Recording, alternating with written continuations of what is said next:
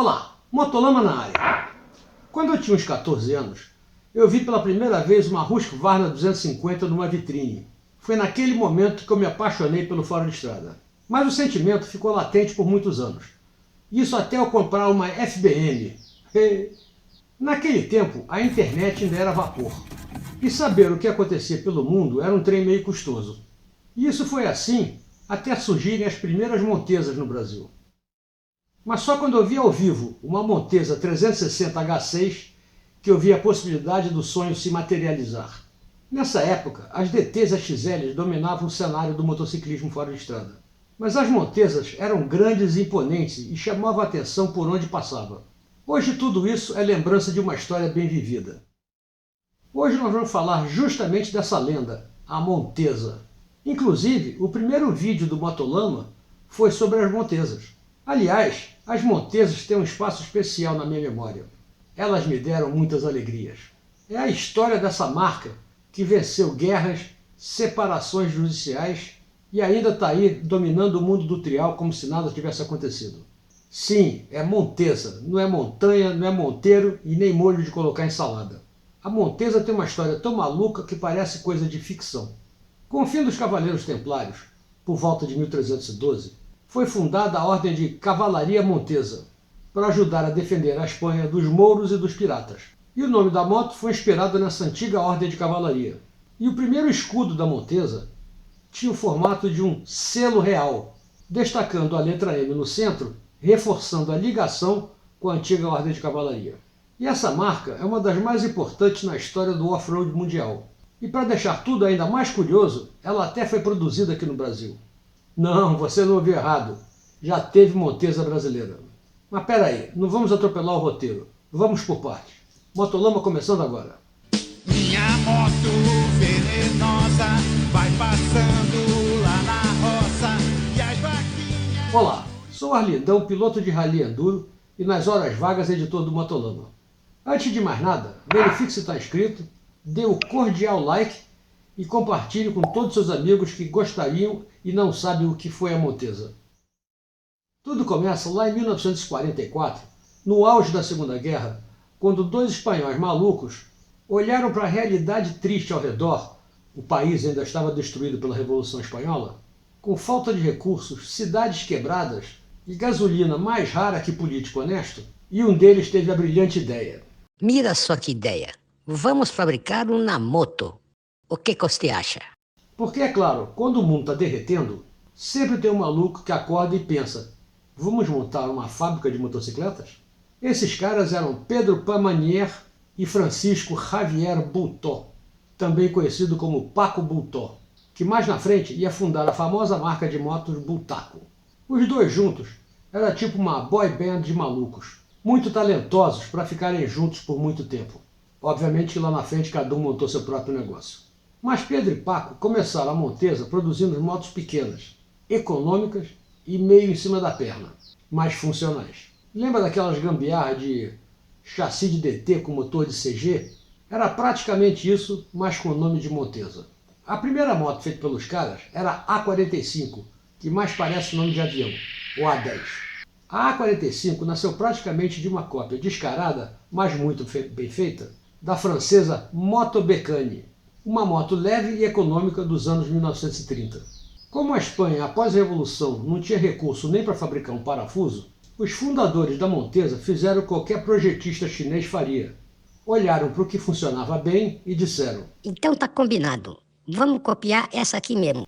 E em 1945 apresentaram a A45, a primeira moto da marca, com motorzinho de 98 cm3, 3 cavalinhos suados e design clássico daqueles que dá até vontade de enquadrar na parede. Tinha suspensão dianteira tipo paralelogramo, banco com molas que trabalhava mais que pedreiro em obra e 2 escapamentos cheios de estilo. Tudo com aquele charme retrô que só as motos da época tinham. E a parte divertida? A A45 saiu em versão para homens e para mulheres. Na versão feminina, eles simplesmente cortaram o quadro, diminuíram o tanque para facilitar as mulheres de saia a subirem na moto. Genial? Totalmente. Economicamente viável? Nem tanto. Fizeram só 17 unidades. Produzida até 1947, a A45 abriu caminho para a B46 e para o futuro da Montesa, que no futuro viraria peça de colecionador. No fim das contas, a A45 pode até ser desconhecida por muitos, mas foi ela que carregou a Montesa nas costas nos primeiros anos, pavimentando tudo que a marca faria depois, inclusive o fato de ser comprada pela Honda e virar referência mundial em trial. Era uma mini moto com alma de gigante. A Montesa sempre teve aquela vibe de aluno novo que chega na escola e já no primeiro dia quer sentar na janela, ganhar medalha e ser o representante da sala. Em novembro de 1945, poucos meses depois de nascer, eles decidiram que já estava na hora de aparecer. Inscreveram a motinha na primeira corrida de Montjuïc, na Espanha, com suas pererecazinhas de 100 centímetros cúbicos. E brother, o que era para ser estrela virou humilhação para os adversários. A Montesa simplesmente levou os 4 primeiros lugares. Sabe aquele papo de só estou testando a moto e de repente ganha a corrida? O espírito da marca desde o começo era simples: fazer motos leves, ágeis e resistentes o suficiente para sobreviver aos buracos da Espanha devastada. E surpreendentemente, a fórmula deu certo. Já nos anos 50, a Montesa começou a levar as competições mais a sério. Eles começaram a participar de corridas de fora de estrada e de asfalto, e consequentemente começaram a ganhar respeito. E respeito naquela época não vinha com curtida no Instagram. Era com suor, poeira e motos que não quebravam no meio do caminho. Mas eles estavam lá, sempre presentes. Enquanto isso, o Paco Bultó queria focar mais em competições e Pedro queria uma atitude mais comportada. Resultado: divórcio espanhol. Discussões, tapas na mesa e cada um para o seu lado. Paco saiu e criou a Bultaco. E já em 1950 saiu a Trala 101. Até o Emerson Fittipaldi teve uma Bultaco. Pois é, as duas marcas mais importantes da Espanha surgiram praticamente de um divórcio corporativo. Mas a Montesa não caiu. Pelo contrário, ela seguiu firme e já nos anos 60 chegou no caminho que mudaria sua história para sempre, o trial. Em 1963, o importador americano Jim Kimball, junto com seu parceiro e brother Steve McQueen, começaram a levar as Montesas Impala 175 para vender no mercado americano. Não sei se foi por conta da fama do Steve McQueen em filmes como Fugindo do Inferno, mas as Montesas começaram a fazer grande sucesso lá na terra do tio Sam. Inclusive, por conta do filme Viva Zapata, o próprio Steve McQueen criou o slogan Viva Montesa. Enquanto isso, na Europa, a Montesa começava a se envolver com o trial. O trial, para quem não conhece, é porque é besta. Eu já fiz um vídeo mostrando e explicando como funciona o trial. Para quem não viu, o link vai estar na descrição aqui embaixo. Mas para quem não viu e de malcriação não vai ver, o trial é aquele esporte que parece coisa de equilibrista. Subir pedra, passar tronco, equilibrar na beira do abismo e fazer tudo isso sem colocar o pé no chão. É a arte do equilíbrio em cima da motocicleta. E a Montesa percebeu que era ali que podia brilhar. E brilhou, porque em 1968 lançaram o modelo mais longevo da marca, a Montesa Cota. E nesse mesmo ano, 1968, o lendário Pere Pi resolve pegar a recém-lançada Montesa Cota 247 e resolve entrar no Campeonato Espanhol de Trial. Reparem o detalhe do capacete. Resultado: ganhou. A vitória consolidou a Montesa com referência no trial e inaugurou uma linhagem de moto que só melhorava, como se cada versão fosse uma atualização automática baixada da nuvem. A Montesa Cota é praticamente o Fusca do trial. Simples, resistente e inquebrável. Cada nova geração era tipo uma evolução do Pokémon. Ficava mais forte, mais leve e mais equilibrado. E os pilotos começaram a ganhar. A referência no Mundial de Trial era a Montesa. E os caras pareciam que iam caminhar para dominar tudo. Mas aí chegaram os anos 80. E bom, os anos 80 foram difíceis para todo mundo. Mas especialmente para os pequenos fabricantes europeus. Enquanto a Honda, Yamaha, Suzuki e Kawasaki vinham cada vez com motos mais baratas, mais confiáveis e produzidas em massa, a Montesa estava lá, guerreira, mas sentindo o baque. Teve crise financeira, dívidas e parecia que ia fechar. E apesar da crise, 1980 foi a consagração final, porque foi nesse ano que o sueco Ulf Karlsson, pilotando a Montesa Cota 349, venceu tudo. foi o primeiro título mundial da história da marca. E o que era orgulho virou legado. A partir dali, a Montesa não só fabricava motos de trial, ela ditava o ritmo do esporte. E de lá para cá, nunca mais deixou de fazer isso. Mais ou menos, porque é aí que entra a Honda. Porque até 1981, o trial, no Japão, era um esporte meio esquecido, que nem no Brasil. Até a Honda olhar para a Montesa e pensar, esses caras são bons, dá para fazer coisa grande juntos. E comprou uma parte da empresa. Foi casamento arranjado? Foi. Funcionou? A noiva estava grávida? Com certeza. A Montesa virou Montesa Honda e manteve o seu DNA, mas ganhou motor, estrutura, investimento e estabilidade japonesa. A fábrica de Santa Perpétua, em Mogoda, virou o coração do trial mundial. Até hoje as Montesas são produzidas ali, e alguns cacarecos esquisitos como a Africa Twin. E a Montesa é referência até hoje. Ela ganhou os últimos 15 campeonatos com o Tony Bow, o maior piloto de trial da história. O cara literalmente domina o esporte há 15 anos. E adivinha o que ele pilota? Uma Montesa Cota. E se isso não é prova que os caras sabem fazer moto, nada mais é. E falando em resistência, assim como a Montesa, a Harley Rider só existe porque tem gente que ama o desafio. Daquele tipo que olha para uma roubada e pensa, é aqui que eu quero estar. Foi justamente essa mentalidade que definiu a Harley Rider. Bolsas e alforjes com qualidades quase teimosas, e uma resistência que parece que foi feita para aguentar uma guerra, avalanche e até a sogra. Tudo ao mesmo tempo. E é feita por gente que entende do assunto. E a resistência que a galera da Harley Rider busca até hoje vem direto desse DNA, duro, robusto e pronto para porrada. O mesmo que ajudou a escrever a história do off-road no mundo. Visite o site da Harley Rider e confira a variedade de produtos para sua moto. E se usar o código MOTOLAMA5, vai ter um belo desconto para facilitar a sua compra. Confere lá. Mas agora vem a parte que todo mundo está curioso. Como é que essas motos espanholas, cheias de personalidade, vieram parar aqui no Brasil? Não foi obra do acaso. Isso teve responsável, tem nome, CPF e endereço. E o nome desse cara é o Carlão Coachman. Sim, o Carlão, o mito, o brother. O responsável por trazer esse brinquedo para andar nas nossas trilhas aqui no Brasil.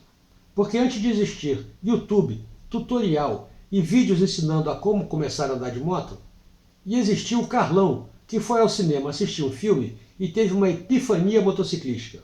O filme era Duas Ovelhas Negras, um clássico de 1974. Ele conta a história de dois detetives e o James Caan interpreta um detetive que é meio durão e sai perseguindo bandidos. E ele pilota o quê? Uma Montesa Cota. E não era qualquer aparição. A moto praticamente roubava a cena, passava por cima de carros,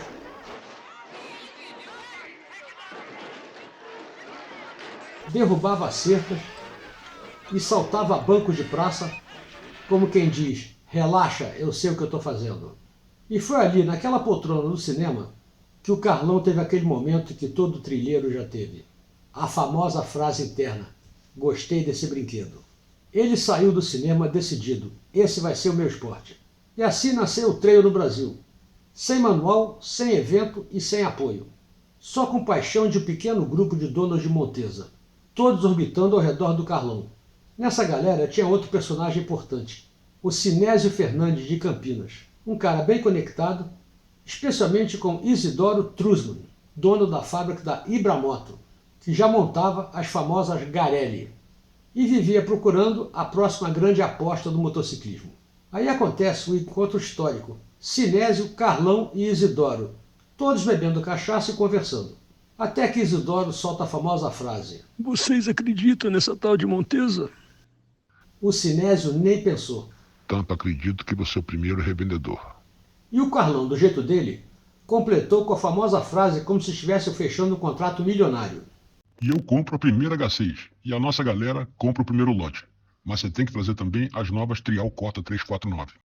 E brother, isso é o tipo de conversa que muda a história do motociclismo. Não deu outra.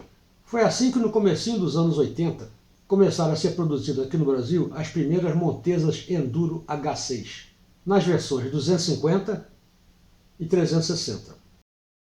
Elas rapidamente se tornaram as rainhas das trilhas brasileiras. Não era boato, não era marketing. Era moto de verdade feita para trilha bruta e raiz. E lembra do detalhe, nessa época a japonesa estava começando a entrar no mercado brasileiro. A Yamaha DT-180 só existiria 2 anos depois, e a XL só 1 ano depois da DT. Na época, a TT-125, que era conhecida como tentativa de trail, era 3 vezes mais barata que uma Montesa 360. Mas isso era como comparar um estilingue com canhão. Não dava. É claro que o preço segurou um pouco as vendas. A Montesa nunca foi moto popular. Mas isso não impediu a chegada de mais modelos. Logo depois veio a H7, que era praticamente um rojão com 2 rodas. E ainda veio a Capra 250, bruta no motocross, e tudo isso aconteceu na época que o fora de estrada começava a virar febre no Brasil, com os primeiros enduros surgindo e o motocross ganhando velocidade. Chegaram as cotas, 247. Resultado, as Montesas viraram objeto de desejo absoluto. Daquelas que o cara sonha, comenta, recorta foto de revista e guarda dentro do capacete. E essa paixão não morreu, está tão viva hoje quanto nos anos 80. Mas como tudo aqui na terrinha, com o dedo furioso do Estado e as dificuldades com crises permanentes, a Ibramoto não deu conta e parou a produção em 1983. Uma pena. Quem esteve no encontro do Queens em Macacos, no Classic Enduro Tour aqui em Carvalhos, no Museu do Movimento em Socorro, e quem assiste aos vídeos do Motolama, podem constatar isso. Brilho no olho, veiarada emocionada, gente nova encantada, Montesa não é só moto, é história do trail. Uma pena que acabou.